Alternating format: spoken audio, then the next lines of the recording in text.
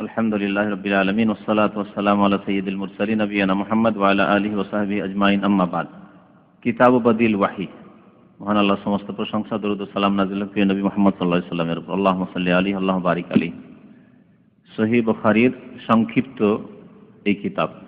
সহিহ বুখারীকে কয়েকজন আইম্মায়ে কেরাম, উলামায়ে কেরাম সংক্ষিপ্ত করেছেন। তার মধ্যে একটি হচ্ছে এটি সংক্ষিপ্ত, সবচাইতে ছোট আকারে সংক্ষিপ্ত। 300 কয়েকটি কম হাদিস, 296, 97, 296টি হাদিস আছে। আর এর চাইতে বড় সংক্ষিপ্ত কিতাব বুখারী হচ্ছে ইমাম জাবিদির, ওতে অনেক হাদিস আছে, হাজারের বেশি। তো সহিহ বুখারী থেকে প্রত্যেক অধ্যায়ে বাছাই করে কিছু কিছু হাদিস নিয়ে এসেছেন, যেগুলিকে সংক্ষিপ্তকারী যিনি সংক্ষিপ্ত করেছেন, যেগুলিকে তিনি ভালো মনে করেছেন যেগুলি নিয়ে আসি, ওগুলোকে নিয়ে এসেছেন। তো এই কিতাবের প্রথম হাদিস হচ্ছে ওহী সম্পর্কিত হাদিস। যদি ইমাম বুখারী রাহমাতুল্লাহ আলাইহি তার কিতাব শুরু করেছে ইন্নামাল আমালু বিন্নিয়াতের হাদিস দিয়ে, যাতে করে মানুষ ইলম শিখার আগে, ওহীর ইলম শিখার আগে বিশেষ করে নিয়তটা সুন্দর করে। নিয়ত যদি পার্থিব নিয়ত থাকে, ভালো চাকরি পাবো, ভালো পয়সা ইনকাম করব, ভালো মর্যাদা পাবো, ভালো আলেম বক্তা হইলে লোকে চিনবে, লোকের কাছে খ্যাতি অর্জন হবে, কিয়ামত পর্যন্ত লোকে স্মরণ করবে, এগুলো সব দুনিয়াবি গরজ, কিছুই পাবেন আল্লাহর কাছে। তাহলে অনেকের এরকম হয়তো উদ্দেশ্য থাকতে, অসৎ উদ্দেশ্য থাকতে পারে। এগুলি অসৎ উদ্দেশ্য, যে লোকজনে সারা বিশ্বে আমাকে চেনবে, কিয়ামত পর্যন্ত লোকে আমাকে স্মরণ করবে, না, সব নষ্ট হয়ে যাবে। এই জন্য দ্বীনের ইলম শিখার ক্ষেত্রে, বিশেষ করে দ্বীনের ইলম, কোরআন সুন্নাহর ইলম, ওহীর ইলম শিখার আগে নিয়তটাকে সাফ করতে হবে। আমি আল্লাহর সন্তুষ্টির জন্য শিখছি এবং আমি আল্লাহর খাঁটি বান্দা, ভালো মুসলিম হওয়ার জন্য ইলম শিখছি। একজন ভালো মুসলিম হব, আল্লাহ পাকে সুন্দরভাবে বজবন্দি করব এবং আল্লাহর সেই দিনের দিকে মানুষকে ডাকবো, নিজে সংশোধন করব, অন্যকে সংশোধন করব এবং আল্লাহর সন্তুষ্টি এর মাধ্যমে, এই ইলমের মাধ্যমে হাসিল করব। বাকি রুজির মালিক আল্লাহ, রুজির মালিক আল্লাহ, আল্লাহ যেখান থেকে রিজিক দেবেন। বড় বড় আইম্মায়ে কেরাম অনেকে ব্যবসা করেছেন, অনেকে আরো কিছু করেছেন। খোদ ইমাম আবু হানিফা রাহমাতুল্লাহর কথা জানেন, তিনি বড় কাপড়ের ব্যবসায়ী ছিলেন, কোনো দোষ নাই। কিন্তু আমাদের সমাজে আলেম হাফেজ কোনো কারি হয়ে যদি কোনো ব্যবসা করে, তো মানুষ ঘৃণার নজরে দেখে, চরম ভুল কথা। যার ফলে আমাদের আলেম সমাজ গরিব, বাঙালি আলেম সমাজ সবচেয়ে বেশি গরিব। এর পিছনে কারণ হচ্ছে যে তারা মানুষের সমালোচনার ভয়ে ব্যবসা বাণিজ্য দুনিয়া ছেড়ে দিয়েছে। এলেম শিখেছি, হাফেজ হয়েছি, আর কি করব, ভালো তো ওইরকম আলেম হইতে পারেনি, তাহলে মসজিদের ইমামতিটা ধরে নি, বেতন 500 টাকা নয় 1000 টাকা, আর এখন এটাতে পেট চলছে না, তখন বিদাতি আলেমগুলি, হাফেজগুলি তখন বিদাতি কাজ করে পেট ভরা শুরু করলো, কোরআন খানি করে, বক্সিয়ে, আর ওই তাবিজ তোমার করে, মিলাদ পড়ে, এসব রাস্তা, অবৈধ রাস্তা ধরল না। এসব ছেড়ে দিয়ে আলেম হয়েছিলেন আপনার নিজে ভালো মুসলিম হওয়ার জন্য, অপরকে যেটুকু সময় আমার দিতে পারবো আমি সময় দেবো, দিয়ে অপরকে ভালো উপদেশ দেবো, দিন শেখাবো, আর বাকি আমার রুজি রোজগারের জন্য। যদি একটা স্কুল কলেজ পড়া ছেলে যদি ডিউটি করতে পারে, অন্য ডিউটি বা ব্যবসা বাণিজ্য করতে, দোকানপাট খুলতে পারে, আমি খুলতে পারবো। সে যদি গাড়ি চালাতে পারে, আমি গাড়ি চালাতে পারবো না? এইরকম মন মেজাজ রাখতে হবে। রুজির জন্য আল্লাহ পাক বহু রাস্তা রেখেছেন হালাল, সে হালালের যে কোনো একটা রাস্তার উপরে থাকলেই হলো, রুজি রোজগার করে। ইলম শিখতে হবে আল্লাহ সন্তুষ্টির জন্য, যেমন বললাম, আর আমি নিজে ভালো মুসলিম হব, অপরকে সঠিক ইসলামের দিকে, সহিহ আকীদার দিকে দাওয়াত দিব, কোরআন সুন্নাহর দিকে। তো ইমাম বুখারী রাহমাতুল্লাহ আলাইহি ইন্নামাল আমালু বিন্নিয়াতের হাদিস দিয়ে শুরু করেছে, যে হাদিসটি এখানে নেই, সংক্ষেপ করা হয়েছে। তারপরে ওহীর হাদিস রয়েছে, ওহী দিয়ে শুরু করেছেন ইমাম বুখারী রাহমাতুল্লাহ আলাইহি, কারণ সমস্ত ইলমের উৎস হচ্ছে ওহী। শরীয়তের জ্ঞানের উৎস হচ্ছে ওহী। ওহী নাযিল না হলে মা কুনতা তাদরি মাল কিতাব ওয়ালাল ঈমান, ঈমান কেমন করে নিয়ে আসতে হবে, কলেমা কি জিনিস, নামাজ কি জিনিস, নামাজ কেমন করে পড়তে হয়, রোজা কেমন রাখতে হয়, কখন থেকে কখন রোজা রাখতে হয়, যাকাত কিভাবে দিতে হয়, হজ বা কেমন করে করতে হয়, কি করে জানতেন, সবগুলি ওহী।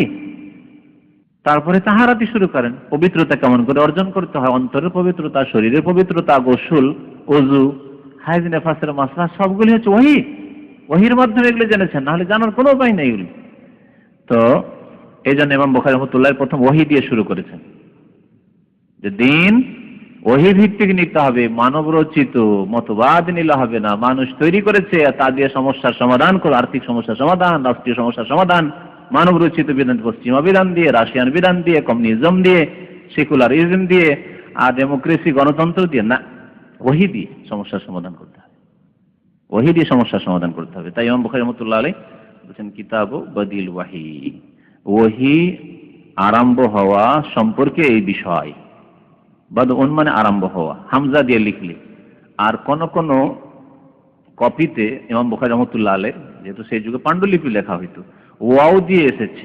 হামজার জায়গায় যদি বা দালের উপরে ওয়াও আসে, বাদউল ওয়াহি, উচ্চারণ কাছাকাছি, বাদউল আর বাদউল ওয়াও দিয়ে, তাহলে ওর মানে হয় প্রকাশ হওয়া, সূত্রপাত হওয়া, ওয়াহির সূত্রপাত সম্পর্কে, ওয়াহির প্রকাশ হচ্ছে, হ্যাঁ, সূচনা। বাদা ইয়াবদু মানে জাহির হওয়া, প্রকাশ হওয়া, আর বাদা ইয়াবদু মানে আরম্ভ করা, শুরু করা। এই হচ্ছে পার্থক্য। তো এখানে হামজা দিয়ে লেখা আছে ওয়াহির আরম্ভ হওয়া সম্পর্কে বিষয়। কেমন করে ওয়াহি আরম্ভ হইল নবী করিম সাল্লাল্লাহু আলাইহি ওয়াসাল্লামের উপর। উম্মুল মুমিনিন, মুমিনদের মাতা আয়েশা রাদিয়াল্লাহু তাআলা আনহা বর্ণনা করছেন এই হাদিস। আন্নাহা ক্বালাত, তিনি বলছেন আউওয়ালা মা বুদিয়া বিহি রাসূলুল্লাহ সাল্লাল্লাহু আলাইহি ওয়াসাল্লাম মিনাল ওয়াহি আর রুয়াস সালিহা, সর্বপ্রথম যা দিয়ে রাসূলুল্লাহ সাল্লাল্লাহু আলাইহি ওয়াসাল্লামের উপর ওয়াহি আরম্ভ হয়েছিল, বুদিয়া শুরু হয়েছিল, তা হচ্ছে আর রুয়াস সালিহা। রুয়াস সালিহা মানে ভালো স্বপ্ন, সালিহা মানে নেক, ভালো, ভালো স্বপ্ন। ভালো স্বপ্ন মানে যা দেখলে বাস্তবায়ন হয়, সত্য স্বপ্ন, খেয়াল খুশি স্বপ্ন না, যা খেয়াল করেছিলেন তাই দেখছেন হয়তো স্বপ্নে, কোনো কিছু ভয় করেছিলেন তাই ভয় লাগছে, স্বপ্নে ভয় দেখছেন, বা খুব খুশি ছিলেন তাই স্বপ্নে খুব খুশির জিনিস দেখছেন না, এরকম। আর রুয়া সালেহা, ভালো স্বপ্ন দেখতে শুরু করলেন নবী করিম সাল্লাল্লাহু আলাইহি ওয়াসাল্লাম। অন্য রিওয়ায়াতে আছে সালেহার জায়গায় সাদেকা, আর রুয়া সাদেকা, সত্য স্বপ্ন। সেদিক থেকে সত্য স্বপ্ন দেখা শুরু করলেন, মিথ্যা স্বপ্ন নয়। আমরা অনেক স্বপ্ন দেখি কিন্তু মিথ্যা হয়ে যায়।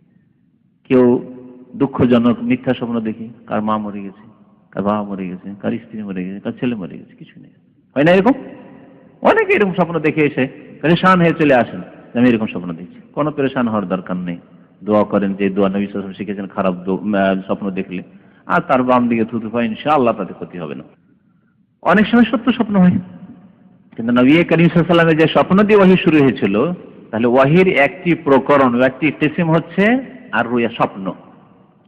নবীগণের স্বপ্ন হচ্ছে ওয়াহী। নবী সাল্লাল্লাহু আলাইহি ওয়াসাল্লামের সাথে প্রথম যে ওয়াহী শুরু হয়েছে তা স্বপ্ন যোগে, সত্য স্বপ্ন, নেক স্বপ্ন, ভালো স্বপ্ন। ফিল নাওমে, ঘুমের অবস্থায়, জাগ্রত অবস্থায় নাই। অনেক বিদ্যার্থীরা বলে আমরা জাগ্রত অবস্থায় নবীকে দেখি, স্বপ্নে শুধু দেখা নাই, জাগ্রত দেখে সুফিরা অনেক। নবী সাল্লাল্লাহু আলাইহি ওয়াসাল্লাম জিবরাইল আলাইহিস সালামকে প্রথম জাগ্রত অবস্থায় দেখেননি, নিদ্রার অবস্থায় জিবরাইল আলাইহিস সালাম আসছেন, কথা বলছেন, আদেশ করছেন, এই করো, এইরকম হবে, এইরকম হবে ইত্যাদি। স্বপ্ন দেখা শুরু করলেন নবী করিম সাল্লাল্লাহু আলাইহি ওয়াসাল্লাম প্রথম।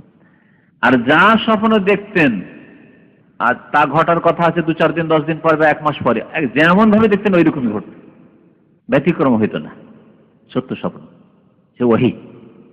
ফাকানা লা ইয়ারা রুয়ান, সুতরাং, মানে সুতরাং তিনি এমন কোন স্বপ্ন দেখতেন না, ইল্লা জাআত মিসলা ফালাকিস সুবহি, কিন্তু তা চলে আসতো ভোর প্রকাশ হওয়ার মতো, প্রভাত প্রকাশ হওয়ার মতো। যেমন সকাল অন্ধকার হয়েছিল আর ধীরে ধীরে ধীরে অন্ধকার দূরে পালিয়ে গেল মনে হচ্ছে, আর প্রকাশ হয়ে গেল, আর দুনিয়া আলোকিত হয়ে গেল, এতে কোনো সন্দেহ আছে? রাত এখন হয়ে আছে, সকাল হবে আর পৃথিবী আলোকিত হবে, এতে যেমন কোন রকমের সন্দেহ নেই, নিশ্চিত কথা, তেমনি নিশ্চিত ভাবে যা স্বপ্ন দেখেন তাই হয়ে পড়ত, তাই প্রকাশ পেত। ফাকানা লা ইয়ারা রুয়ান, সুতরাং যে কোনো স্বপ্ন দেখতেন তিনি। এখন শাব্দিক অর্থ করেছেন না, তখন শাব্দিক অর্থ করেছিলাম, লা না দিয়ে তারপরে ইল্লা, কিন্তু এর ভাব অর্থ হচ্ছে যে কোনো তিনি স্বপ্ন দেখতেন তা ভোর প্রকাশ হওয়ার মতো। শুভ মানে ভোর, আর ফালাক মানে ভোর হওয়া। কুল আউযু বিরাব্বিল ফালাক, যিনি ফালাকের রব, মানে প্রভাত, প্রভাত যে শুভ্র রেখা ফেটে উঠে, অন্ধকার দূরীভূত করা, এ হচ্ছে। এই জন্য আল্লাহ পাককে আর এক ক্ষেত্রে ফালেকুল হাব, দানাকে বিদীর্ণকারী বলা হয়েছে, ইন্নাল্লাহ ফালেকুল হাব্বে ওয়ান নাওয়া। তাহলে ফালাকা মানে শাব্দিক অর্থ হচ্ছে বিদীর্ণ করা, কোনো জিনিস ছেড়ে দেওয়া, অন্ধকারকে ফেড়ে দিয়ে ছিন্ন ভিন্ন করে দিল, সকাল যেমন আসলো আর আলোকিত হয়ে গেল। এই অর্থে ওই বিরাব্বিল ফালাক বলা হয়েছে, আর বলা হয়েছে ফালাকে শুভ বলা হয়েছে। ফালাকের শাব্দিক অর্থ হচ্ছে, ফালাকা মানে বিদীর্ণ করা, ফেড়ে দেওয়া, ছিন্ন করে দেওয়া। ওয়াল্লাযী ফালাকাল হাব্বাতা, ফালাকাল বাহর, মুসা আলাইহিস সালামের জন্য ওই যে খেজুরের ঘটনায় আছে, সমুদ্রকে ছিদ্র করে দিলেন, বিদীর্ণ করে, আর সেখানে যেখান দিয়ে মাছ গেছে সেটাও ছিদ্র হয়ে গেছে, ওইখানে আছে। একটা কসম আছে, ওয়াল্লাযী ফালাকাল হাব্বা ওয়া বারা আন-নাসামা, সে আল্লাহর শপথ করছে যিনি দানাকে, শস্যকে বিদীর্ণ করেন। এই ক্ষেত্রে ফালাকা শব্দ ব্যবহার হয়েছে। তো এখানে ফালাকা মানে হচ্ছে ভোরকে প্রকাশ করা। সুম্মা হুব্বিবা ইলাইহিল খালা, এইরকম স্বপ্ন কিছুদিন দেখলেন। এখানে হাদিসে কতদিন দেখেছিলেন? 6 মাস তিনি স্বপ্ন দেখেছিলেন। 6 মাস স্বপ্ন দেখেছিলেন। এর দলিল কি? তো দলিল আর কি হাদিস আছে। নবী সাল্লাল্লাহু আলাইহি ওয়াসাল্লাম বলেছেন যে সত্য স্বপ্ন হচ্ছে নবুয়তের 46 ভাগের 1 ভাগ। নবুয়তের 46 ভাগের 1 ভাগ হচ্ছে ইন্নার রুয়া সালিহাতা জুজউম মিন 46 জুজআম মিনান নবুওয়া। ভালো স্বপ্ন, মোবাইল বন্ধ করেন। ভালো স্বপ্ন হচ্ছে 46 ভাগের 1 ভাগ কিসের? মিনান নবুওয়া, নবুয়তের, মানে নবী হওয়ার। সত্য স্বপ্ন যদি হয় তাহলে সত্য স্বপ্ন এটি মুমিনদের জন্য সুসংবাদ, আর এটি নবুয়তের একটা ভাগ, যে আল্লাহ পাক রব্বুল অনেককে সুসংবাদ হিসাবে দিয়ে থাকেন। মাঝে মাঝে ভালো স্বপ্ন দেখে নেক মানুষ। তো নবী করিম সাল্লাল্লাহু আলাইহি সাল্লামের এই স্বপ্নকে নবুয়তের 46 ভাগের 1 ভাগ কেন বলা হইল? এই রহস্য এই হাদিসের ব্যাখ্যা করলে দেখতে হবে যে নবী সাল্লাল্লাহু আলাইহি সাল্লামের নবুয়তের জীবন কত বছর ছিল? 23 বছর। 23 দুগুণে 46, 23 দুগুণে 23 বছরকে ভাগ করলেন তাহলে কত? তাহলে 46 হয়ে গেল। তাহলে 46 6 মাস, মানে 6 মাস 6 মাস করে 46। ঠিক আছে। সত্য স্বপ্ন হচ্ছে 46 ভাগের 1 ভাগ নবুয়তের, অর্থাৎ নবী করিম সাল্লাল্লাহু আলাইহি সাল্লাম তার নবুয়তের প্রথম জীবনে 6 মাস ধরে সত্য স্বপ্ন দেখেছেন। স্বপ্ন যোগে ওহী হয়েছে তার কাছে। বুঝতে পারলেন এবার স্পষ্ট? 46 ভাগ কেন? আমাদের সাথে 46 ভাগের কোনো ব্যাখ্যা নেই। এই জন্য ওই হাদিসটা ব্যাখ্যা 46 ভাগ, এই জন্য বলা হয়েছে নবী সাল্লাল্লাহু আলাইহি ওয়াসাল্লাম প্রথম 6 মাস, 23 বছরের 6 মাস কি করেছিলেন? স্বপ্ন দেখেছেন, সত্য স্বপ্ন, আর যা দেখেছেন তাই ঘটেছে। তাহলে 23 বছরের 6 মাস স্বপ্ন দেখেছেন, তাহলে বাকি আর কয় ভাগ বাঁচে? 45 ভাগ। 45 ভাগ আর এই 6 মাস, 46 ভাগ। 23 বছরকে 6 মাস 6 মাস করে ভাগ করলে 46টা ভাগ হয়, এই জন্য বলা হয়েছে। এতে থেকে বোঝা গেল যে নবী সাল্লাল্লাহু আলাইহি ওয়াসাল্লাম 6 মাস স্বপ্ন দেখেছেন। স্বপ্ন দেখার পরে তার আগে তিনি খুব বিব্রত পেরেশান থাকতেন, কারণ এইদিকে শিরক কুফরির উপর ঘৃণা, কাফের মুশরিকরা 360 মূর্তির পূজা করছে কাবার চারিদিকে, তার উপর ঘৃণা, ফিতরাত প্রকৃতি ঘৃণা করে কি হচ্ছে, কিন্তু কিছুই বলতে পারছেন না যে সত্য দিন কোথায়, কারণ জানছেন না কি করতে হবে, আল্লাহকে কেমন করে পাওয়া যাবে, আল্লাহর দিন কোন দিন, আল্লাহ কোন দিন পছন্দ করেন, কিছু জানা নেই, পেরেশান ছিলেন। আল্লাহ পাক এই কথা বলেছেন, বাবা জাদাকা দাল্লান ফাহাদা, দিশেহারা, কি করব, কোন দিকে যাব, কিভাবে আল্লাহকে পাবো, আল্লাহ সন্তুষ্টি কেমন করে হাসিল হবে। আল্লাহ পাক রব্বুল আলামিন ওহী করে 6 মাস স্বপ্নের মাধ্যমে ওহী করলেন। তারপরে তার মধ্যে প্রাকৃতিক ভাবে নির্জনতা তাকে ভালো লাগতে লাগলো, নির্জনতা ভালো লাগতে লাগলো। মানুষের জীবনে এরকম আপ ডাউন হয়, কখনো কখনো মানুষকে লোকজনের সাথে মিশে থাকতে ভালো লাগে, বা কিছু কিছু লোক আছে লোকজনের সাথে মিশতে ভালো লাগে, একাই ভালো লাগে না। আবার কিছু লোক আছে নির্জনতা পছন্দ, লোকজনের ভিড়ভাড়ি পছন্দ, লোকজনের সাথে বেশি অতিরিক্ত কথাবার্তা পছন্দ নয়, তাই না? একজনের জীবনে এরকম হইতে পারে। কেন হচ্ছে? বিভিন্ন কারণ হইতে পারে। নবী করিম সাল্লাল্লাহু আলাইহি ওয়াসাল্লামের 40 বছর বয়সে 6 মাস স্বপ্ন দেখলেন, আর তারপরে নির্জনতা পছন্দ হতে লাগলো। 40 বছর বয়স যখন আসতে যাচ্ছে তখন তিনি একা থাকতে শুরু করলেন, আর লোকজনের মাঝে না থেকে একা থাকা শুরু করলেন। বলছেন নবী সাল্লাল্লাহু আলাইহি সাল্লামের জাওজা মুহতারামা উম্মুল মুমিনিন আয়েশা রাদিয়াল্লাহু তাআলা আনহা, সুম্মা হুব্বিবা ইলাইহিল খালা, অতঃপর তাকে পছন্দ লাগতে লাগলো নির্জনতা। খালা মানে নির্জনতা। এজন্য কাজায়ে হাজাতের জায়গা বাথরুমকে আরবিতে বাইতুল খালা বলে, নির্জনতার জায়গা, ওখানে আর কেউ থাকে না, একাই বসেন গিয়া। তাকে নির্জনতা ভালো লাগতে লাগলো, হুব্বিবা তাকে পছন্দ লাগিয়ে দেওয়া হইল, শাব্দিক অর্থ এটা মাজহুলের সেগা, হাব্বাবা ইউহাব্বিবু থেকে হুব্বিবা, হাব্বাবা হুব্বিবা, যেমন দারাবা থেকে দোরেবা, হ্যাঁ, সাররাফা থেকে সুররেফা। তাকে পছন্দ লাগতে লাগলো আল খালা, নির্জনতা। সুতরাং কি করতে লাগলেন? ওয়াকানা ইয়াখলু বিগারে হেরা, সুতরাং হেরা পাহাড়ের গুহায় তিনি নির্জনতা অবলম্বন করতে লাগলেন, নির্জনে থাকতে লাগলেন। নির্জনে ভালো লাগে, আমাকে আর এইসব ভালো লাগে না। সমাজে শিরক কুফরির সমাজ, পাপের জেনা ব্যভিচারের সমাজ, আর হারাম খাওয়া সমাজ, কলহ বিবাদের সমাজ, এইসব ভালো লাগে না, সব পাপ হচ্ছে, ভালো লাগে না। একাই থাকতে লাগলেন। একজন নেক মানুষ, দিনদার মানুষ এখান থেকে যখন দেশে যাবেন আর গ্রামের অবস্থা যখন এরকম দেখবেন, তখন আপনার মনে এরকম হবে, কার সাথে কথা বলবো, কথা বলার মতো লোক পাচ্ছি না, নির্জনতা পছন্দ তখন লাগতে লাগবে। নবী সাল্লাল্লাহু আলাইহি ওয়াসাল্লামের তাই হইতো প্রথম। কিন্তু আপনি নির্জন আজ থেকে গিয়ে হবে না, কারণ আপনার কাছে শরীয়ত আছে, কোরআন সুন্নাহ আছে, কিছু ইলম আছে, সুতরাং মানুষকে জানাতে হবে। তাদেরকে না জেনে যদি নির্জনে ঢুকে যান, ঘরেই থাকেন শুধু, আশেপাশের লোককে না জানাতে অন্ধকারে থেকে যাবে এই লোকগুলি। ফায়াতাহান্নাসু ফীহি, সুতরাং তাতে তিনি ইবাদত বন্দেগী শুরু করলেন। তাহান্নাসা, তাহান্নাস মানে তাআব্বাদে, তাআব্বাদ, ইবাদত বন্দেগী শুরু করলেন নির্জনে, যেটা ভালো লাগে আল্লাহকে ডাকা শুরু করলেন। আল্লাহ সম্পর্কে তো ধারণা, ঈমান ছিলই, কারণ কুরাইশ আল্লাহর প্রতি ঈমান রাখত, ওরা শিরক করত। নবী সাল্লাল্লাহু আলাইহি ওয়াসাল্লাম শিরকে ঘৃণা করতেন, কিন্তু আল্লাহকে ডাকতে লাগলেন। সুফি বিদাতিরা এগুলি শুরু করেছে খানকাতে। এটা নবী হওয়ার আগের ঘটনা না পরের ঘটনা?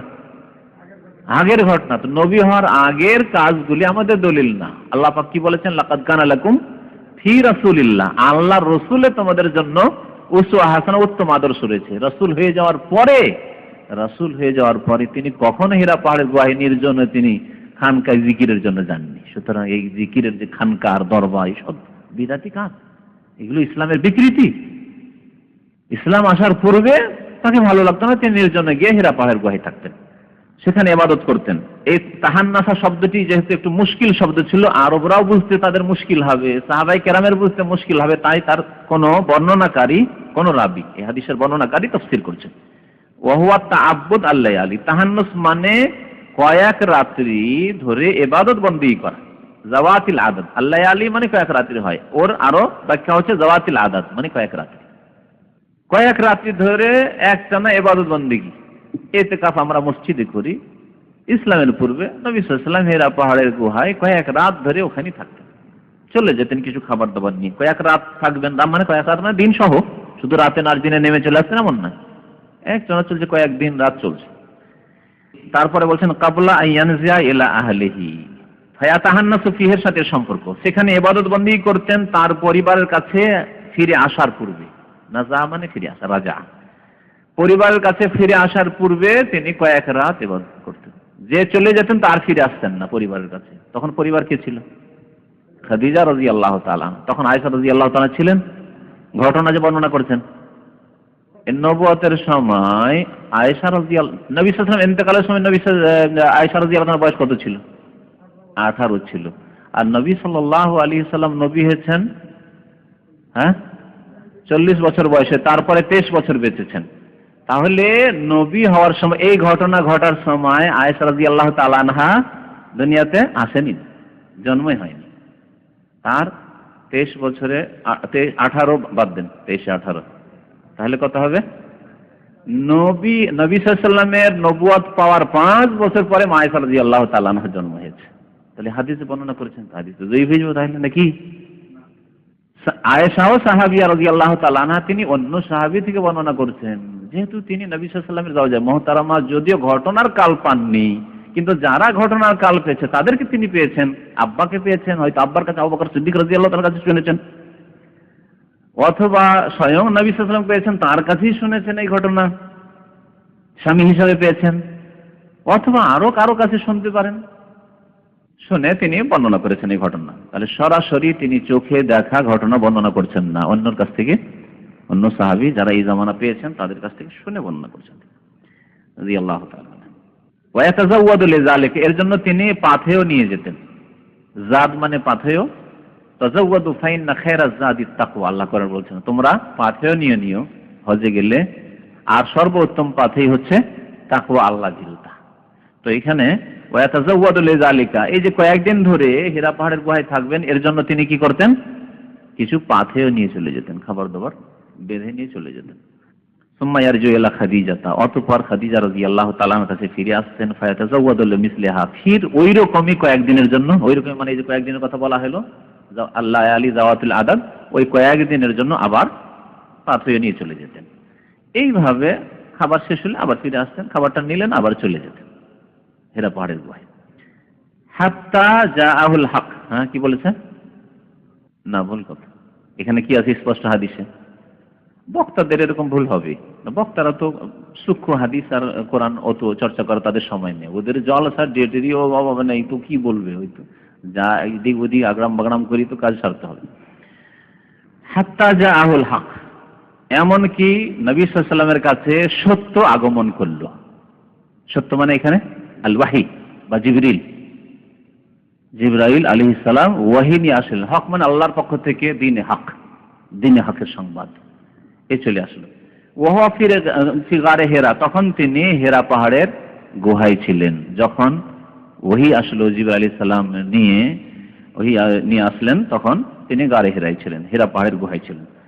হেরা পাহাড় আর গার মানে হচ্ছে গুহা। হ্যাঁ, এই হেরা পাহাড়টির আজকাল নতুন নাম জাবালে নূর হয়ে গেছে। নূর মানে আলো, যেহেতু এখানে ওয়াহির আলো এসেছে সেই জন্য পরবর্তীকালে মক্কার লোকেরা ওই পাহাড়ের নাম নূর রেখে দিয়েছে।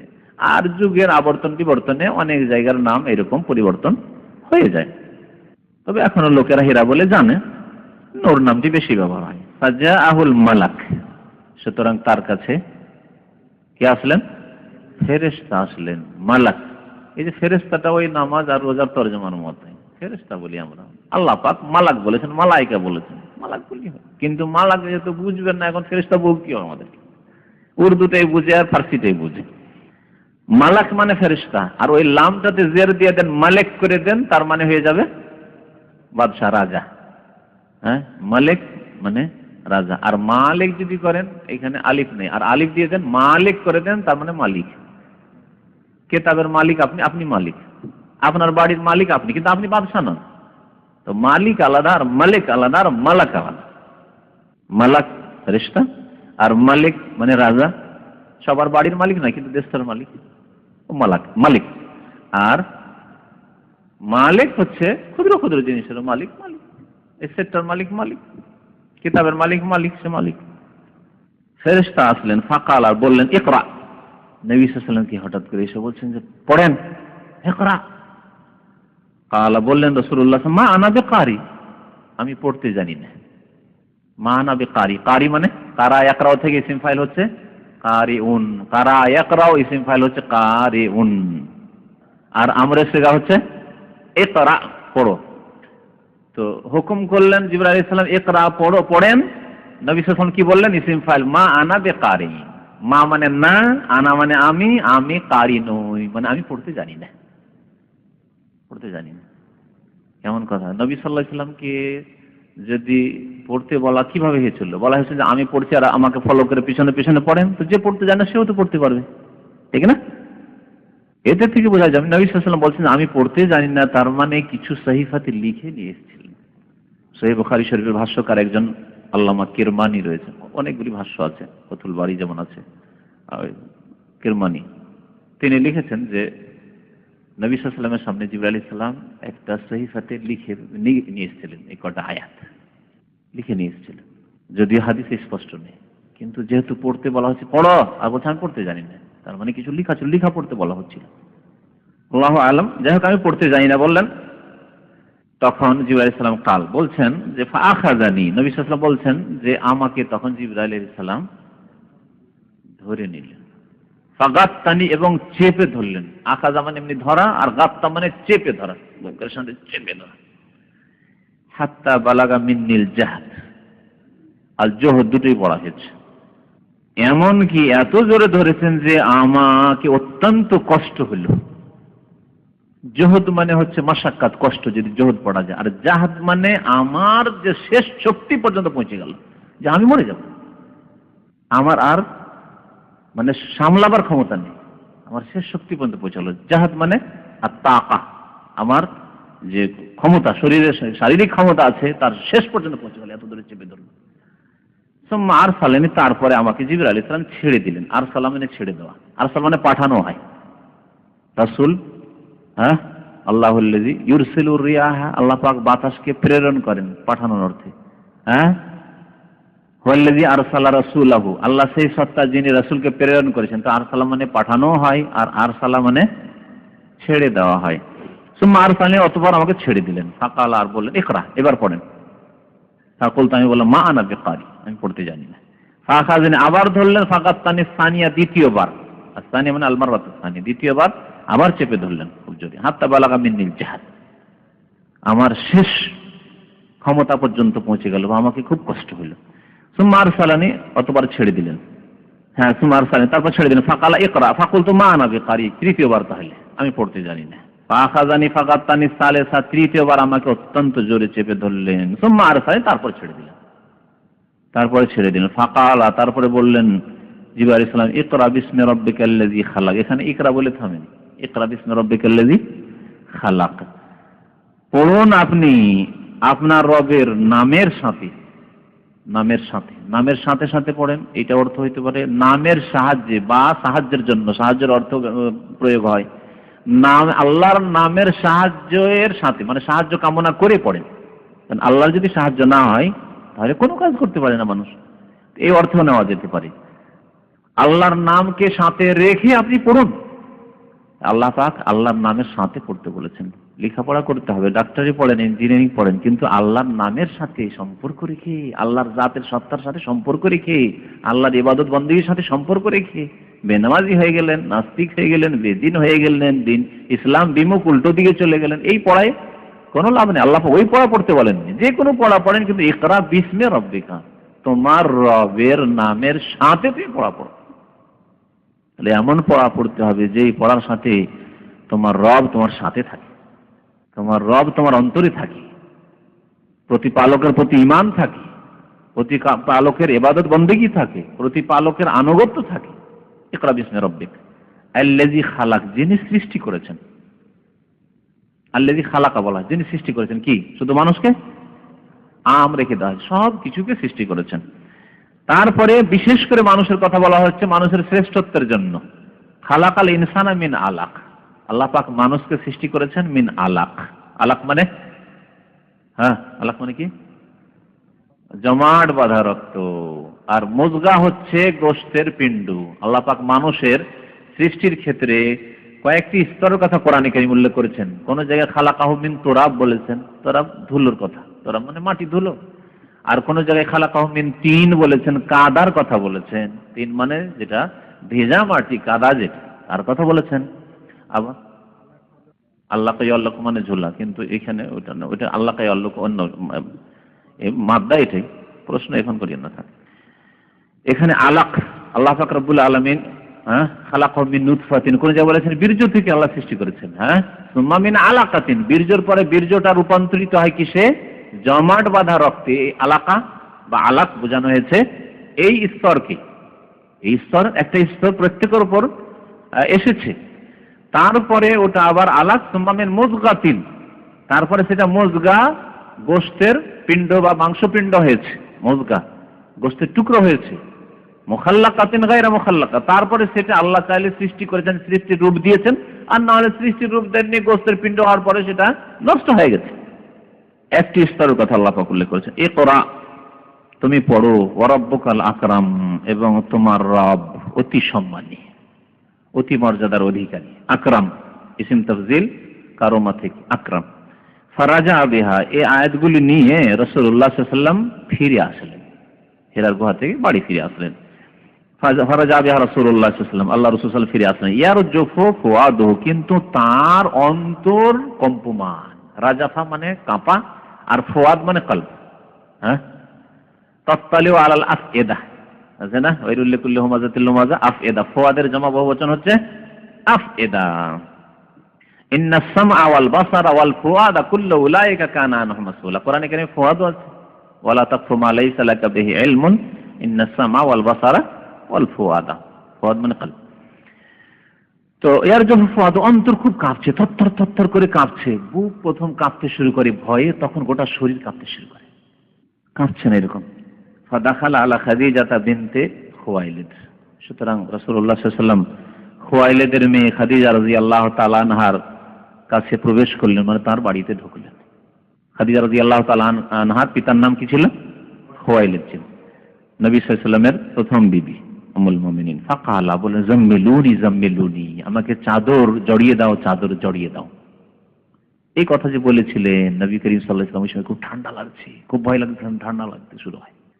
তো কাপড় জড়িয়ে দাও, কাপড় জড়িয়ে দাও, চাদর জড়িয়ে দাও বলেছিলেন। তখন আল্লাহ পাক সূরা মুজাম্মিল নাযিল করে, ইয়া আইয়ুহাল মুজাম্মিল কুমিল লাইলা ইল্লা কালিলা। নবী সাল্লাল্লাহু আলাইহি ওয়াসাল্লামের একটি উপাধি, বা গুণবাচক নাম হচ্ছে আল মুজাম্মিল, চাদর আবৃত।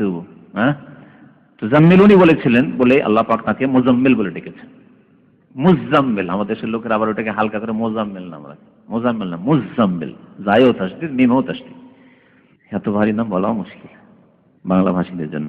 আমাকে চাদর জড়িয়ে দাও, চাদর জড়িয়ে দাও তোমরা। ফাজাম্মালুহু, বাড়ির লোকেরা, জাম্মালু জামা, শুধু খাদিজার কথা বলা হয়নি। ফাজাম্মালুহু, লোকেরা, বাড়ির লোকেরা তাকে চাদর জড়িয়ে দেয়। হাত্তা যাহাবা আনহু রাও, এমনকি তার যে ভীতি ছিল, রাও মানে খৌফ, ভীতি ভয় দূর হয়ে গেল, শরীরটা স্থির হলো। ফাকাল খাদিজা, তারপরে খাদিজা রাদিয়াল্লাহু তাআলা বললেন রাসূলুল্লাহ সাল্লাল্লাহু আলাইহি ওয়াসাল্লাম, আখবার আল খবর, পুরো ঘটনা তারপরে বয়ান করলেন। ভয়ে বলার সাহসই হয়নি, এত ভয় পেয়েছে জিবরাইল আলাইহিস সালাম। তারপরে জীবনের প্রথম এরকম অবস্থা, কেন এরকম হইল? ভয়ে কাঁপছেন, চেপে ধরেছেন, তাতে যে কষ্ট হয়েছে আর ভয় হয়েছে। ওয়া আখবার আল খবর, পুরো খবর বর্ণনা করলেন। লাকাদ, তারপরে বলছেন লাকাদ খাশিতু আলা নাফসি, আমার প্রাণের ওপর আমাকে ভয় হচ্ছে, আমার খুব ভয় লাগছে, আমি বাঁচবো না, এত ভয় পেয়ে গেছে। লাকাদ খাশিতু আলা নাফসি, আমি আমার জীবনের ওপর ভয় পাচ্ছি, মানে মনে হয় বাঁচবো না, খুব ভয় লাগছে আমাকে। ফাকালাত লাহু খাদিজা, খাদিজা ইমান দেখেন, সুবহানাল্লাহ, মানুষের চরিত্র দেখে, আখলাক দেখে, নবী সাল্লাল্লাহু আলাইহি ওয়াসাল্লামের উঁচু চরিত্র দেখে, ব্যবহার দেখে, তার সাথে রাত দিন থাকছেন, জীবন সঙ্গিনী। বলছেন যে খাদিজা বলছেন, কাল্লা ওয়াল্লাহি, কখনো হতে পারে, আল্লাহর কসম করে বলছি, কখনো হতে পারে, আল্লাহর কসম করে বলছি যে আপনি ধ্বংস হয়ে যাবেন, আপনি হালাক হয়ে যাবেন, আপনি মরে যাবেন না, হইতেই পারেন না। কোন বিপদ এসেছে আপনার, এরা পাড়ের ভয়, হতেই পারে না। আল্লাহর কসম করে বলছে, মা ইউখজিক আল্লাহ আবাদ, আল্লাহ পাক আপনাকে কখনো অপদস্থ করবেন না। আখজা ইউখজি মানে হচ্ছে অপদস্থ করা, লাঞ্ছিত করা। আল্লাহ পাক কখনো আপনাকে লাঞ্ছিত অপদস্থ করবেন না। ভয় পেয়ে একটা লোক মরে গেল, মানুষে কি বলবে? তার ঘটনা, সারা জীবন, যে লোকটার কি হয়েছে না হয়েছে, অমুক জায়গায় গিয়েছিল, দিয়ে ভয় পেয়ে এসে জিনের ভয়ে মরে গেছে, ভূতের ভয়ে মরে গেছে, বলবে না? দুর্বল বলে সবাই, কেউ তাকে বীর পুরুষ বলবে না, খা পুরুষ বলবে। আল্লাহ আপনাকে এরকম অপদস্থ করবেন না কখন, আল্লাহর কসম করে বলছি। কারণ হিসাবে বয়ান করেছেন। কেন আল্লাহ পাক কাকে অপদস্থ তাহলে করবেন না? এইরকম ভালো গুণ যার মধ্যে থাকবে, এই ভালো চরিত্র যার মধ্যে থাকবে। ইন্নাকা লা তাসিলুর রাহিমা, কারণ আপনি আত্মীয়দের সাথে সুসম্পর্ক বজায় রাখছেন, আত্মীয়দের সাথে সুসম্পর্ক কায়েম রাখছেন, ভালো সম্পর্ক রাখছেন আত্মীয়দের সাথে, আত্মীয়দের হক অধিকার আদায় করছেন, প্রাপ্য দিচ্ছেন। সিলাতুল আরহাম মানে যাদের সাথে রাহিমের সম্পর্ক আছে, আত্মীয়তার সম্পর্ক আছে, রক্তের সম্পর্ক আছে, তাদের সাথে আপনি সুসম্পর্ক রাখছেন, তাদের খেদমত করছেন। এটি হচ্ছে একটি ভালো গুণ। তাহলে আপনার মধ্যে যদি এরকম গুণ না থাকে, টাকা পয়সা আয় উপার্জন করে বিবাহ শাদী করার পরে বাবাকে ভুলে গেলেন, মাকে ভুলে গেলেন, অথবা বাবা বা খুব বেশি হলে বাবা মা, কিন্তু ভাইদের একেবারে উপেক্ষা করলেন, বোনদের বিয়ে দিয়েছে উপেক্ষা করলেন, না দেখা সাক্ষাৎ, না তাদের কিছু হক আদায় করা, তাদের কিছু উপহার বা ইত্যাদি কিছু দিতে হবে তা না, বিয়ে দিয়ে দিয়েছি, শেষ। আমার আবার বিয়ে দিয়ে দিয়েছে, খোঁজ খবর নেই। খালা ফুফু তাদের খোঁজ খবর রাখেন না, না, এটি ভালো চরিত্র নাই, এটি কৃপণদের চরিত্র। নবী সাল্লাল্লাহু আলাইহি ওয়াসাল্লামের চরিত্র ছিল সিলাতুল আরহাম, আত্মীয়তার সুসম্পর্ককে অটুট রাখা। ওয়াসালা ইসলাম মানে মিলানো, এই জন্য অটুট রাখার তর্জমাটা হচ্ছে সূক্ষ্ম তর্জমা। আপনি আত্মীয়তার সম্পর্ককে মজবুত রাখেন, অটুট রাখেন। ওয়া তাহমিলুল কাল্লা, কাল মানে হচ্ছে বোঝা, আর আপনি অন্যের বোঝা নিজের কাঁধে উঠান। হামালা হামেল মানে উঠানো, আর কাল মানে বোঝা। বোঝা উঠান, কিসের বোঝা? ঋণের বোঝা। কারো ঋণ হয়ে গেছে, গলায় গামছা চাদর দিয়ে দিয়েছে, এক্ষুনি টাকা দাও, না হলে তোমার খবর আছে, ছাড়বো না তোমাকে। নবী সাল্লাল্লাহু আলাইহি ওয়াসাল্লাম যেখানে এরকম লোক দেখেছেন, কোন লোক, ঠিক আছে কি হয়েছে তোমার, ছেড়ে দাও একে, টাকা আমি দিয়ে দিচ্ছি তোমাকে। একটা লোক অভাবে আছে, ঋণের বোঝা নিয়ে পেরেশান আছে, মানসিক অশান্তি, কি অশান্তি কিসের? আমার অনেক টাকা ঋণ হয়ে গেছে, ঠিক আছে তোমার ঋণ আমি পরিশোধ করে দিচ্ছি। এসব বোঝা নবী করিম সাল্লাল্লাহু আলাইহি ওয়াসাল্লাম আগে থেকে উঠাইতেন, নবী হওয়ার পরে না, আগের কথা এগুলো বলছেন। কতদিন ধরে নবী সাল্লাল্লাহু আলাইহি ওয়াসাল্লামের সাথে আছেন খাদিজা রাদিয়াল্লাহু তাআলা আনহা? 25 বছর বয়স থেকে 40 হয়ে যাচ্ছে। 15 বছরের অভিজ্ঞতা বলছেন, 15 বছরের অভিজ্ঞতার কথা বলছেন যে আপনি এই কাজগুলি করেন, আপনাকে কি করে আল্লাহ অপদস্থ লাঞ্ছিত করতে পারেন? হতেই পারে না।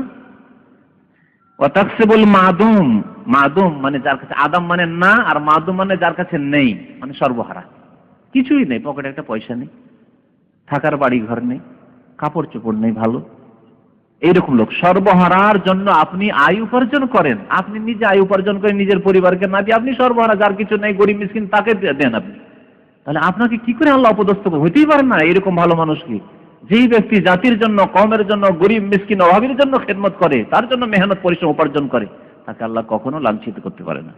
ওয়া তাকরিজ যায়ফা, কারা ইয়াকরি মানে আতিথ্য করা, মেহমান নওয়াজি করা, আর যায়ফ মানে হচ্ছে অতিথি, মেহমান। আপনি মেহমান নওয়াজি করেন, সহজ বাংলা, আর না হলে বলে আপনি অতিথির সম্মান করেন, আপনি অতিথির সম্মান। অতিথি মানে আজকালকার জামানার অতিথি না, আমরা আজকালকার জামানার অতিথি যদি শ্বশুর বংশ থেকে কেউ আসে স্পেশাল অতিথি, নাম্বার 1 অতিথি, আর যদি মা খালার বংশ থেকে আসে তো 2 নম্বর অতিথি, বাপের বংশ থেকে চাচারা আসে, ফুপুরা আসে তো 3 নম্বর অতিথি হইতো না।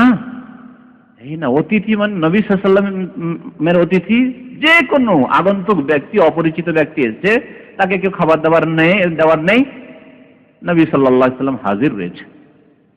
আর একটি গুণ, ওয়াতাইনু আলা নওয়াইবিল হাক্কি, সত্যের যে কোনো ক্ষেত্রে আপনি সাহায্য সহযোগিতা করেন। তৈনু মানে সাহায্য করেন, আর নওয়াইব নায়েবাতনের বহু মানে বিভিন্ন ক্ষেত্রে, আর হক মানে সত্য, হকের সত্যের যে কোনো ক্ষেত্রে আপনি সাহায্য সহযোগিতা করেন। যেখানে হক কাজ রয়েছে, ভালো কাজ রয়েছে, সেখানে আপনি সাহায্য করেন।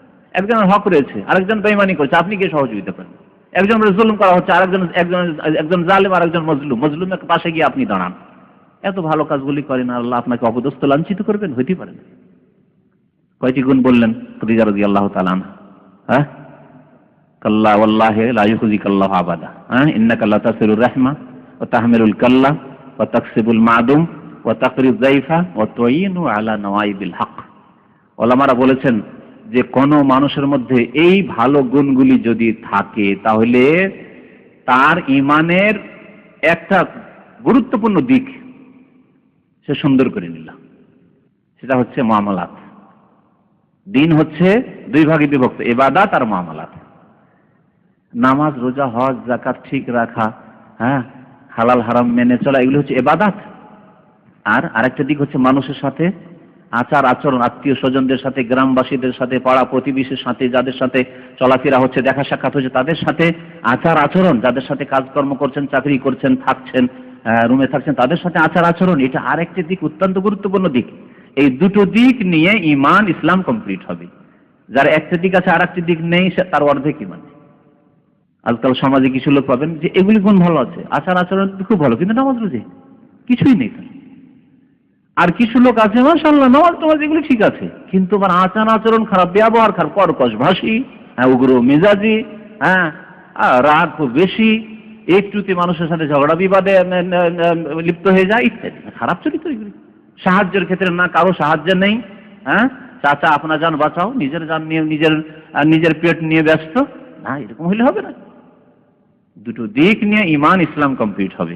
নবী করিম সাল্লাল্লাহু আলাইহি সাল্লামের এই উত্তম চরিত্রগুলি একজন মানুষের জন্য, শুধু মুসলিম একজন মানুষের জন্য যে উত্তম চরিত্র প্রয়োজন, সেগুলি আগে থেকেই ছিল। ইসলামের আসার আগে থেকে, ওহী আসার আগে থেকে এই ভালো চরিত্রগুলি ছিল। ফান্তালাকাত বিহি খাদিজাতু, তারপরে খাদিজা রাদিয়াল্লাহু তাআলা নবী সাল্লাল্লাহু আলাইহি ওয়াসাল্লামকে নিয়ে, বিহি মানে নবী সাল্লাল্লাহু আলাইহি ওয়াসাল্লামকে নিয়ে চলতে লাগলেন, চলে গেলেন। কোথায়? ইনতালাক মানে চলা। হাত্তা আতাত বিহি Waraqa bin Nawfal, Waraqa bin নওফালের কাছে নিয়ে আসলেন। Waraqa bin Nawfal bin Asad bin Abdul Uzza ইবনু আম্মে খাদিজা, খাদিজা রাদিয়াল্লাহু তাআলা আনহার চাচাতো ভাই। ইবনু আম মানে চাচার ছেলে, চাচা ছেলে মানে চাচাতো ভাই। চাচাতো ভাইয়ের কাছে নিয়ে আসলেন। কেন নিয়ে আসলেন? সেই যুগের তিনি পণ্ডিত মানুষ ছিলেন, তাওরাত ইনজিল সম্পর্কে ভালো জ্ঞান ছিল, তো তাতে কিছু ভবিষ্যৎবাণী নিশ্চয় তিনি জানেন। তো এই ঘটনা কেন ঘটলো তিনি অনেক কিছু বলতে পারবেন, যাই তার কাছে নিয়ে যা, মনে শান্তি হবে। এই লোকের অবস্থা সম্পর্কে বলছেন, ওয়াকানা ইমরান, এই ব্যক্তি, ইমরান মানে ব্যক্তি, এই ব্যক্তি এমন ছিলেন তানাস্তারা ফিল জাহিলিয়া, জাহিলি যুগে লোকেরা পৌত্তলিক মুশরিক ছিল মক্কার, কিন্তু তিনি খ্রিস্টান হয়ে গেছিলেন, নাসরানি হয়ে গেছিলেন। তো খ্রিস্টান হয়ে যাওয়ার পরে ওই তাওরাত ইনজিল তিনি পড়েছিলেন। মুশরিকেরা তো ওই পুতুলের পূজা করতে, আর ওইসব তো পড়াপড়ি ছিল না, কিন্তু তিনি খ্রিস্টান হয়ে যাওয়ার পরে তখন ইসলাম আসেনি। তখনকার ঈসা আলাইহিস সালামের সঠিক ধর্ম, তৃতীয়বাদ যদি না থাকে, তাওহীদ থাকে, সেটি ছিল সঠিক ধর্ম, আল্লাহ পাকের পছন্দনীয় ধর্ম তখনকার। তো তারপর আল্লাহ পাক রহিত করেছেন ইসলাম আসার পরে, তো খ্রিস্টান হয়ে গেছেন জাহিলি যুগে। ওয়াকানা ইয়াকতুবুল কিতাব আল ইবরানি, আর তিনি হিব্রু ভাষা, ইবরানি মানে হিব্রু ভাষা, ইংরেজিতে যেটাকে হিব্রু বা বাংলায় হিব্রু বলছেন, সেটা হচ্ছে আরবিতে ইবরানি ভাষা। হিব্রু ভাষার কিতাবগুলিকে তিনি লিখতেন আরবিতে, আরবদের জন্য তর্জমা করতেন, অনুবাদ করতেন। ফায়াকতুবু মিনাল ইনজিল বিল ইবরানিয়াতি মাশাআল্লাহ আন ইয়াকতুব, এবং ইবরানি ভাষা মানে হিব্রু ভাষাও তিনি জানতেন। একটা ভাষাতে আর একটা ভাষায় নিয়ে আসলে দুটোই ভাষা জানতে হবে না? না, আরবি থেকে আমরা তর্জমা করছি বাংলায়, তাহলে বাংলাও জানতে হবে আর আরবিটাও জানতে হবে। তো তিনি এই দুই ভাষায় পণ্ডিত ছিলেন। ফায়াকতুবু মিনাল ইনজিলে, সুতরাং তিনি ইনজিল থেকে লিখতেন বিল ইবরানি, হিব্রু ভাষায়, মাশাআল্লাহ ইয়াকতুব, আল্লাহ যত চাইতেন লিখতেন, মানে আল্লাহ যা তৌফিক দিয়েছেন তিনি এই কাজই, তার কাজই ছিল এই ইনজিলের কপি লেখা। ওয়াকানা শাইখান কাবীরান কাদ আমিয়া, শেষ যুগে তিনি অত্যন্ত বৃদ্ধ হয়ে গিয়েছিলেন, কাদ আমিয়া, আর অন্ধ হয়ে গিয়েছিলেন। ফাকালাত লাহু খাদিজা, খাদিজা রাদিয়াল্লাহু তাআলা আনহা বললেন তাকে গিয়ে, ওয়ারকা বিন নওফালকে, ইয়াবনা আম্মে, হে চাচাতো ভাই। অন্য রিওয়ায়াত আছে ইয়া আম্মে, হে চাচা। চাচাতো ভাইকে আবার চাচা, তো আরবদের মধ্যে আরেকটা তরিকা ছিল, বয়োজ্যেষ্ঠ ব্যক্তিকে চাচা বলে, আম বলে সম্বোধন করত, এই বলে সমন্বয় করতে হবে, আসলে তিনি চাচাতো ভাই ছিলেন। এখানে ঠিক আছে, ইয়াবনা আম্মে আছে, হে চাচাতো ভাই। ইসমা মিন ইবনে আখিকা, আপনি শোনেন আপনার ভাতিজার কাছ থেকে। মিন ইবনে আখিকা, ভাতিজা কেন বলছেন? চাচাতো ভাই, তো ভাতিজা কি করে হলো? হ্যাঁ, ভগ্নিপতি হবে।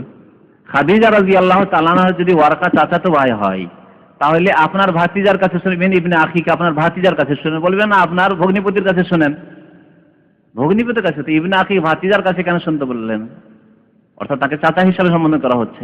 এটারও ব্যাখ্যা ওইটাই, যে বয়োজ্যেষ্ঠ ব্যক্তিদেরকে, মুরব্বীদেরকে আরবি ভাষা আম বলে সম্বোধন করতো। এখনো আপনার কেউ না যদি একজন আরবি সালাম আলাইকুম ইয়া আম্মি কাইফাল হাল, খুশি হবে।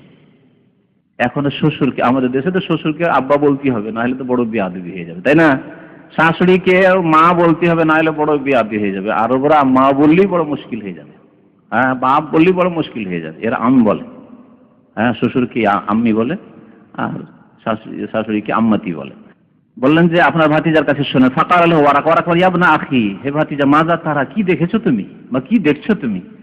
আকবরাহু রাসূলুল্লাহ সাল্লাল্লাহু আলাইহি ওয়াসাল্লাম খাবরা মারা, রাসূলুল্লাহ সাল্লাল্লাহু আলাইহি ওয়াসাল্লাম যা দেখেছিলেন তা বর্ণনা করে দিলেন, এই দেখলাম, এই অবস্থা হইল আমার সাথে। ফাকালাহু ওয়ারাকা বিন নওফাল রাদিয়াল্লাহু রাহমাতুল্লাহি আলাইহি বলা যেতে পারে, বা রাদিয়াল্লাহু আনহু বলা যেতে পারে, কারণ তিনি নবী সাল্লাল্লাহু আলাইহি ওয়াসাল্লামের নবুয়তের আগে এসেছিলেন, নবুয়তের যুগ পাননি, প্রথম যুগটা পেয়েছেন, কিন্তু দাওয়াত যখন শুরু করে সেই যুগ পাননি, তার আগে মারা গিয়েছিলেন, এবং তিনি তাওহীদের উপর ছিলেন, সুতরাং তিনি ইনশাআল্লাহ জান্নাতি, যেমন নবী সাল্লাল্লাহু আলাইহি ওয়াসাল্লাম বলেছেন। ওয়ারাকা বললেন, হাজা আন নামুস, জিবরাইল আলাইহিস সালামকে নামুস বলে, এ হচ্ছে ঐশী বাণী, নামুস। আল্লাযী আনজালাল্লাহু আলা মূসা, বা নাযালাল্লাহু আলা মূসা, যাকে মূসা আলাইহিস সালামের উপর আল্লাহ পাক নাজিল করেছিলেন। মূসা আলাইহিস সালামের কাছে এই নামুস, এই ফেরেশতা এসেছিলেন, তিনি আপনার কাছে এসেছেন। কোন জিন নয়, কোন শয়তান না, ভূত প্রেত নয়, ওসব ভয় করবেন না। মূসা আলাইহিস সালামের নাম কেন উল্লেখ করলেন? ঈসা আলাইহিস সালামের কথা উল্লেখ করলেন না? কাছাকাছি ঈসা আলাইহিস সালাম ছিল, মূসা আলাইহিস সালাম তার আগে। এই জন্য যে মূসা আলাইহিস সালামের রিসালাত ঈসা আলাইহিস সালামের চাইতে বেশি ব্যাপক আকার ধারণ করেছে। মূসা আলাইহিস সালামের উম্মতের সংখ্যা উম্মতে মুহাম্মাদিয়ার পরেই তার স্থান, যেমন ওই কিতাবুত তাওহীদের হাদিস মনে আছে না? ফাইজা সাওয়াদুন আজিমুন, একটা বড় দল দেখলেন, নবী সাল্লাল্লাহু আলাইহি ভাবলেন যে হয়তো এগুলি আমার উম্মত, কিন্তু বললেন না, এগুলো হলো মূসা আলাইহিস সালাম, হাজা কওম মূসা। তার কিছুক্ষণ পরে আবার দেখছেন, বলছেন এইগুলি উম্মত, হাওলাই উম্মাতুকা, আর এদের মধ্যে 70,000 বিনা হিসাবে জান্নাতে যাবে, ওই হাদিস। তো মূসা আলাইহিস সালামের কথা এই জন্য উল্লেখ করেছেন, ইয়া লাইতানি ফিহা জাযাআন, হাই যদি সেই যুগে আমি শক্তিশালী হইতাম। তারপর নিজের আবেগ প্রকাশ করছেন ওয়ারাকা, তুমি যখন তোমার ইসলামের দাওয়াত শুরু করবে আর তোমার লোকেরা শত্রুতা করবে, সেই যুগে যদি আমি জাযা, মানে আমি সবল হইতাম, জাযা, ইয়া লাইতানি আকুনু শাববান, যুবক হইতাম, জোয়ান হইতাম, আর যদি আমার মধ্যে শরীরে ক্ষমতা থাকতো, লাইতানি আকুন হাইয়ান, হাই যদি সেই সময় আমি জীবিত থাকতে পারি, লাইতানি আশা করা, হাই যদি সেই সময় আমি জীবিত থাকতে পারি, ইজ ইউখরিজুকা কওমুকা, যখন আপনার জাতি আপনাকে দেশ থেকে বের করে দিবে, মক্কা থেকে বের করে দেবে। হিজরতের ঘটনা ভবিষ্যৎবাণী করছে। হিজরত কত পরে আছে, হ্যাঁ 13 বছর পরে আরো হিজরত হবে, 13 বছর আগের কথা ভবিষ্যৎবাণী করেছেন। এমন একটা যুগ আসবে আপনার জাতি কুরাইশরা আপনাকে মক্কা থেকে বের করবে, সেই সময় যদি আমি যুবক হতাম, সেই সময় যদি আমি জীবিত থাকতাম, তাহলে কি করতাম? আর একটি হাদিস আসছে তারপরে ফাকাল রাসূলুল্লাহ সাল্লাল্লাহু আলাইহি ওয়াসাল্লাম, আল্লাহ রাসূল সাল্লাল্লাহু আলাইহি ওয়াসাল্লাম বললেন, আওয়া মুখরিজিয়াহুম, আমাকে সাদেক বলছে, আমাকে আমিন বলছে, সত্যবাদী, আমি তাদের কাছে বিশ্বস্ত, আমার কাছে সব আমানত রাখছে, আর আমাকে মক্কা থেকে বের করে দিবে? কল্পনার বাইরে, কল্পনার বাইরে কেমন কথা বলেন আপনি, আমাকে মক্কা থেকে তাড়িয়ে দেবে? আওয়া মুখরিজিয়াহুম, তারা কি আমাকে বের করে দিবে? কালা নাম, হ্যাঁ, তোমার কওম, তোমার জাতি তোমাকে বের করে দিবে মক্কা থেকে। লাম ইয়াতি রাজুলুন কাত্তু বিমিসলি মা জিতা বিহি ইল্লা উদিয়া, তোমার মতো যে কোনো নবী দাওয়াত নিয়ে এসেছেন, মিশন নিয়ে এসেছেন, তার সাথে এইরকমই শত্রুতা করা হয়েছে। ঔদিয়া মানে শত্রুতা করা, আদুউন মানে শত্রু, আর ঔদিয়া মানে শত্রুতা করা হয়েছে।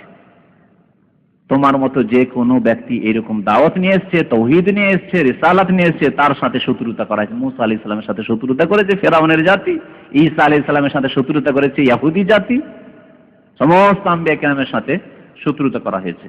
ওয়াইন ইউদরিকুনি ইয়াউমুকা, তোমার ওই যুগ যদি, ওই সময় যদি, ওই দিন যদি আমি পেয়ে যাই, ওয়াইন ইউদরিকুনি ইয়াউমুকা, তোমার ওই দিন যদি আমাকে পেয়ে যায়, মানে আমি যদি বেঁচে থাকি, আনসুরুকা নাসরান মুআজ্জারা, তাহলে আমি তোমার সর্বাত্মক কি করব?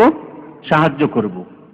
মুআজ্জার মানে যথাসাধ্য, আমি আমার শরীরে যতটা শক্তি আছে ততটা আমি তোমার সাহায্য করব, ওয়াদা করেছেন। এই জন্য নবী সাল্লাল্লাহু আলাইহি ওয়াসাল্লাম ওয়ারাকা বিন নওফলকে জান্নাতের সুসংবাদ শুনিয়েছেন যে ওয়ারাকা বিন নওফল জান্নাতি, কারণ তিনি ঈমান নিয়ে চলে এসেছেন সালাত আসার আগে। হ্যাঁ, ইয়া আইয়ুহাল মুদ্দাসসির কুম ফাআনজির, এসব নাযিল হওয়ার আগে, হ্যাঁ, ইসলাম কবুল করার আগে যেহেতু মারা গেছেন, কিন্তু ওয়াদা করে গেছেন যুগ পেলে আমি তোমার যেই রকম সাহায্যের প্রয়োজন সেই রকমই সাহায্য করব, ওয়াদা করে দিয়েছেন আগে, ঈমান আগেই নিয়ে চলে এসেছেন তিনি। সুম্মা লাম ইয়ানশাব, তারপরে সুম্মা লাম ইয়ানশাব ওয়ারাকা, তো ওয়ারাকা তারপরে আর থাকেননি, মাত্র কয়েকদিন বা কয়েক মাস হয়তো বেঁচেছেন। আনতুফিয়া, তারপরে ইন্তেকাল হয়ে গেছে, ইন্তেকাল হয়ে গেল কয়েকদিন পরে। ফাতারাল ওয়াহি, আর ওয়াহি কিছুদিনের জন্য স্থগিত হয়ে গেল। ফাতারা মানে ক্ষণিকের জন্য বন্ধ হয়ে যায়, ওয়াহি বন্ধ হয়ে গেল। ইকরা বিসমি রাব্বিকাল্লাযীর পরে ওয়াহি বন্ধ হয়ে গেল। তারপরে দ্বিতীয় পর্বে ওয়াহি নাযিল হলো, তখন সূরা আল মুদ্দাসসির নাযিল হলো। এর মধ্যে সময় কতটা ছিল এই নিয়ে সিরাত যারা রচনা করেছেন, সিরাতের লেখক, নবী জীবনী যারা লিখেছেন, তাদের ইখতিলাফ রয়েছে। ইবনে শিহাব যুহরি বলছেন যে আমাকে আবু সালমা বিন আব্দুর রহমান বলেছেন যে আন্না জাবির বিন আব্দুল্লাহ আল আনসারী, জাবির বিন আব্দুল্লাহ আনসারী শুনিয়েছেন, কাল ওয়া হুয়া ইউহাদ্দিসু আন ফাতরাতিল ওয়াহি, ওয়াহি বন্ধ হওয়া বা ওয়াহি স্থগিত থাকা সম্পর্কে তিনি হাদিস বর্ণনা করছিলেন। ফাকালা ফি হাদিসেই, বড় হাদিস তার একটি অংশ। দ্বিতীয় পর্বে যে ওয়াহি নাযিল হলো, একবার বন্ধ হয়ে গেল ইকরা বিসমি নাযিল হওয়ার পরে, এই যে 5টি আয়াত, তারপরে যে ওয়াহি নাযিল হলো, বলছে বাইনা আনা আমশি, নবী সাল্লাল্লাহু আলাইহি ওয়াসাল্লাম বলছেন যে আমি রাস্তায় চলছিলাম, ইসসামিয়াতু সাওতাম মিনাস সামা, হঠাৎ করে আকাশ থেকে একটা আওয়াজ শুনলাম, আকাশের দিক থেকে আওয়াজ শুনলাম। ফারাফাতু বাসারি, আওয়াজ শুনে যেমন আমরা দেখি জাহাজের আওয়াজ হলে দেখতে শুরু করি, উপর থেকে আওয়াজ হচ্ছে, নবী সাল্লাল্লাহু আলাইহি ওয়াসাল্লাম উপর দিকে দৃষ্টি দিয়ে দেখা শুরু করলেন। ফারাফাতু বাসারি, আমার দৃষ্টি উপরে করলাম। ফাইজাল মালাক আল্লাযী জাআনি বিহরা, হেরা পর্বতে যেই ফেরেশতা আমার কাছে এসেছিলেন সেই ফেরেশতা এসে হাজির। আর এখানে কেমন ভাবে এসেছিলেন তা বর্ণনা করা হয়েছে। হেরা পাহাড়ের গায়ে প্রথমবার ইকরা বিসমি নিয়ে যে কিভাবে এসেছেন ওটা বর্ণনা করা হয়নি হাদিসে, কিন্তু এখানে বর্ণনা করা হয়েছে জালিসুন আলা কুরসি, জিবরাইল আলাইহিস সালাম, ওই যে ফেরেশতা এসেছিলেন তিনি কুরসিতে বসে আছেন, কুরসিতে বিরাজমান হয়ে বসে আছেন। বাইনাস সামাই ওয়াল আরদ, ছোটখাটো মানুষের মতো আসমান জমিনের মাঝখানে, আসমান জমিনের মাঝখানে বিশাল হয়ে বসে আছে। সুবহানাল্লাহ, ফেরেশতা যার 600 শুধু ডানা, 600 ডানা। নবী সাল্লাল্লাহু আলাইহি ওয়াসাল্লাম একবার তাকে দেখলেন মক্কায়, তো বলছেন কাদ সাদ্দাল উফুক, কাদ সাদ্দাল উফুক। এই হাদিসে ওইটুকু অংশ নেই, অন্য জায়গায় আছে যে আমি যখন দেখলাম আসল রূপে মক্কায়, তো দেখলাম যে একটা দিগন্তকে ঘিরে ফেলেছে। একটা দিগন্ত মানে এই কোণা থেকে পৃথিবীর ওই কোণা পর্যন্ত পুরো ঘিরে ফেলেছে এক ফেরেশতা। ফেরেশতাদের একটা ডানার যদি আঘাত করা হয় জমিনের উপর, জমিনকে উল্টে পাল্টিয়ে সব কিছুই শেষ করে দিবে। তো বলছেন যে আসমান জমিনের মাঝখানে কুরসির ওপর বসে আছেন, এই অবস্থাতে ফারাইবতু মিনহু, তার দেখে আবার ভয় পেয়ে গেলাম। এইরকম অবস্থা দেখলে যদিও জানা থাকে যে জিবরাইল আছেন, তারপরে কি ভয়কে সামলাতে পারবেন? অনেক সময় রাত্রের অন্ধকারে হঠাৎ করে দেখলেন একটা বিড়াল চলে গেল, গাটা যে কেমন করে উঠে, শরীরটা বুঝতে পারছেন যে বিড়ালই গেল, কিন্তু শরীর যেমন কেঁপে উঠেছে ওটাকে সামলাতে পারছেন না, কয়েক মিনিট লাগছে হয়তো সামলাতে। হ্যাঁ, অনেক সময় আরো বেশি হয়ে যেতে পারে। তো জিবরাইল আলাইহিস সালাম কি অবস্থা দেখে কি অবস্থা না হইতে পারে, বলছে রাইবতু মিনহু, অত্যন্ত ভয় পেয়ে গেলাম আমি। ফারাজাতা, আবার ফিরে আসলাম। ফিরে এসে ফাকুলতু, বললাম স্ত্রীকে, দাসসিরুনি দাসসিরুনি, আমাকে আপনাদের জাম্মেলুনি আছে, দাসসিরুনি এখানে আছে, অসুবিধা নেই। জাম্মেলুনি মানে কম্বল জড়িয়ে দাও, আর দাসসির দেশার বলে ওপরের চাদরকে, কাছাকাছি। আমাকে চাদর জড়িয়ে দাও, চাদর জড়িয়ে দাও। ফাআনজালাল্লাহু আযজা ওয়া জাল্লা, মহান আল্লাহ নাযিল করলেন ইয়া আইয়ুহাল মুদ্দাসসির। ওই সময় জিবরাইল আলাইহিস সালাম এই আয়াতগুলি নাযিল করেছেন, ইয়া আইয়ুহাল মুদ্দাসসির নিয়ে এসেছেন, হে চাদর আবৃত, ওইটা কম্বল, মুজাম্মিলটা কম্বল, হ্যাঁ, কমলিওয়ালা। এই জন্য নবী সাল্লাল্লাহু আলাইহি ওয়াসাল্লামকে একটা আছে, গজল আছে, হে কমলিওয়ালা, কমলিওয়ালার দেশে যাব, কমলিওয়ালার দেশে, এরকম করে বাংলায় গজল আছে। কমলিওয়ালার কম্বল থেকে কমলিওয়ালা বলে। ছোটকালে বুঝতাম না কমলিওয়ালা কমলিওয়ালা করছে, আর মদিনা করছে, কমলিওয়ালা কি জিনিস বুঝতাম না। ইয়া আইয়ুহাল মুদ্দাসসির, হে চাদর আবৃত, কুম, আপনি দাঁড়ান, ফাআনজির, মানুষকে সতর্ক সাবধান করেন, ওয়া রাব্বাকা ফাকাব্বির, আপনার রবের মহিমা ঘোষণা করেন, ওয়া সিয়াবাকা ফাতাহির, আপনার কাপড় পবিত্র রাখুন, ওয়া রুজা ফাজর, আর প্রতিমার নাপাকি অপবিত্রতা থেকে দূরে সরে যান। ফাহামিয়াল ওয়াহি, তারপরে ওয়াহি সরগরম হয়ে গেল। সরগরম বুঝেন? হামিয়া মানে গরম হয়ে যাওয়া, তা হ্যাঁ, মানে একেবারে কন্টিনিউ আসতে লাগা, ওহি আসতেই থাকলো, শুরু হয়ে গেল একবার, আর থামাথামি নেই। ফাহামিলাহি, ওহি একেবারে গরম হয়ে গেল, মানে ওহি আসা শুরু হয়ে গেল। তাতাবা, পরস্পর ওহি আসা আরম্ভ হয়ে গেল। তাতাবা মানে পরস্পর আসা, তাতাবা পরস্পর ওহি আসা শুরু হয়ে গেল। এই ওহির ছিল প্রথম সূত্রপাত বা সূচনা। আল্লাহ পাক যেন আমাদের নেক আমলের তৌফিক দান করেন, নবী করিম সাল্লাল্লাহু আলাইহি ওয়াসাল্লামের আদর্শ মোতাবেক চলার তৌফিক দান করেন।